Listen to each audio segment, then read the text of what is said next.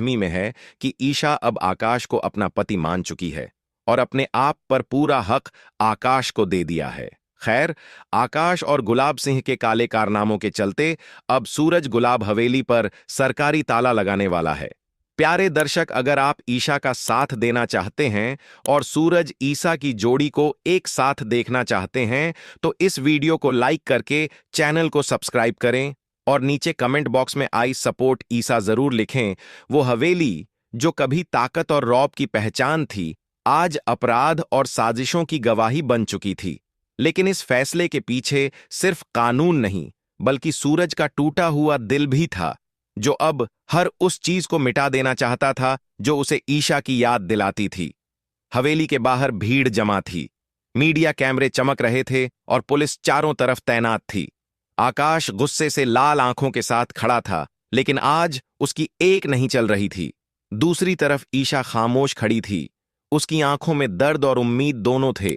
वह जानती थी कि सूरज सामने खड़ा है, वही सूरज जिससे वो आज भी उतनी ही मोहब्बत करती है जितनी पहले करती थी। लेकिन उसके दिल में यह डर भी था कि कहीं सूरज उसे हमेशा के लिए खो ना दे। सूरज सख्त चेहरे के साथ आदेश देता है, इस हवेली को तुरंत सील किया जाए। पुलिस ताला लगा देती है और उसी पल गुलाब सिंह की सालों पुरानी बादशाहत खत्म हो जाती है। आकाश चिल्लाता है, तूने बहुत बड़ी गलती कर दी सूरज, इसका अंजाम बहुत बुरा होगा। लेकिन सूरज बिना उसकी तरफ देखे बस इतना कहता है, कानून के सामने हर गुनहगार को झुकना पड़ता है और अब तुम्हारी बारी है। ईशा धीरे धीरे सूरज के पास आती है। उसकी आंखों में आंसू हैं, लेकिन आवाज में वही पुरानी मिठास। सूरज, क्या तुम मुझसे एक बार बात भी नहीं करोगे? सूरज उसकी तरफ देखता है, लेकिन उसकी नजरों में प्यार नहीं बल्कि ठंडा गुस्सा होता है। वह कहता है, मिसेज आकाश, आपसे बात करने का कोई मतलब नहीं, आपने अपना रास्ता चुन लिया है। यह सुनकर ईशा का दिल टूट जाता है। वह कहना चाहती है कि उसका रास्ता आज भी सिर्फ सूरज है, लेकिन शब्द उसके गले में ही अटक जाते हैं। उसे एहसास होता है कि सबसे बड़ा दुश्मन कोई और नहीं, बल्कि सूरज की गलतफहमी है। उधर आकाश इस मौके का फायदा उठाता है। वह ईशा के पास आकर उसका हाथ पकड़ता है और कहता है, देख लिया ना, जिसे तुम अपना सब कुछ मानती हो, उसके लिए तुम कुछ भी नहीं हो। लेकिन ईशा तुरंत उसका हाथ झटक देती है।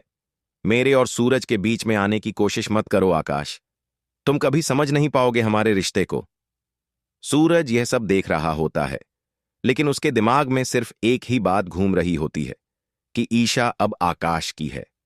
यही सोच उसे अंदर से तोड़ रही थी और यही उसे और ज्यादा कठोर बना रही थी। रात को जब सब कुछ शांत हो जाता है, ईशा सड़क किनारे बैठी होती है। उसके पास अब कोई घर नहीं, कोई सहारा नहीं, लेकिन उसके दिल में अब भी सूरज के लिए वही प्यार है। वह आसमान की तरफ देखकर कहती है, भगवान, मैंने जो भी किया सिर्फ सूरज के लिए किया, फिर भी वो मुझसे इतनी नफरत क्यों करता है? इसी बीच सूरज अपने ऑफिस में अकेला बैठा होता है। सामने ईशा की एक पुरानी फोटो रखी होती है। वह उसे देखता है और गुस्से में उसे पलट देता है, लेकिन अगले ही पल उसकी आंखों से आंसू निकल आते हैं। वह खुद से कहता है, क्यों अभी भी तुम्हारी याद मुझे कमजोर बना देती है ईशा? अचानक उसे एक फाइल मिलती है जिसमें गुलाब सिंह और आकाश के सारे काले कारनामों के सबूत होते हैं। गैर कानूनी जमीन कब्जा, मनी लॉन्ड्रिंग और कई गंभीर अपराध। सूरज को समझ आता है कि यह सिर्फ शुरुआत थी, असली खेल अभी बाकी था। अगले दिन सूरज आकाश को गिरफ्तार करने का आदेश देता है। पुलिस उसे पकड़ने पहुंचती है, लेकिन आकाश पहले ही वहां से फरार हो चुका होता है। जाते जाते वह एक धमकी छोड़ जाता है, अब खेल खुलेगा सूरज, और इस बार तुम सब कुछ खो दोगे।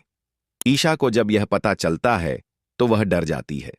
उसे पता था कि आकाश कितना खतरनाक है और वह सूरज को नुकसान पहुंचाने से पीछे नहीं हटेगा। वह बिना सोचे समझे सूरज के पास जाती है और कहती है, तुम्हें खतरा है सूरज, प्लीज सावधान रहो। लेकिन सूरज उसकी बात को नजरअंदाज कर देता है। मेरी चिंता करने की जरूरत नहीं है, जाओ अपने पति के पास। यह सुनकर ईशा की आंखों से आंसू बहने लगते हैं, लेकिन इस बार वह चुप नहीं रहती। तुम गलत हो सूरज, मेरा कोई पति नहीं है, मैं आज भी सिर्फ तुम्हारी हूं। यह सुनकर सूरज चौंक जाता है। उसके अंदर कुछ टूटता है, कुछ बदलता है। लेकिन तभी अचानक एक गोली की आवाज गूंजती है। सब कुछ थम जाता है। सूरज मुड़कर देखता है। ईशा उसके सामने खड़ी होती है, लेकिन अगले ही पल वह जमीन पर गिर जाती है। गोली उसे लगी होती है।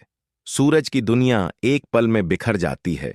वह दौड़कर ईशा को अपनी बाहों में उठाता है। ईशा, आंखें खोलो, कुछ नहीं होगा तुम्हें। उसकी आवाज कांप रही होती है। आंखों से आंसू रुकने का नाम नहीं ले रहे होते। ईशा कमजोर आवाज में कहती है, मैंने कहा था ना, मैं तुम्हें अकेला नहीं छोड़ूंगी। और उसके होंठों पर हल्की सी मुस्कान आ जाती है। गोली लगने के बाद वह पल जैसे समय की सबसे क्रूर परीक्षा बन गया था। सूरज की बाहों में पड़ी ईशा की सांसें धीमी होती जा रही थीं और उसकी आंखों के सामने अंधेरा छाने लगा था। सूरज की आवाज कांप रही थी, ईशा, तुम मुझे छोड़कर नहीं जा सकती। अभी बहुत कुछ कहना बाकी है।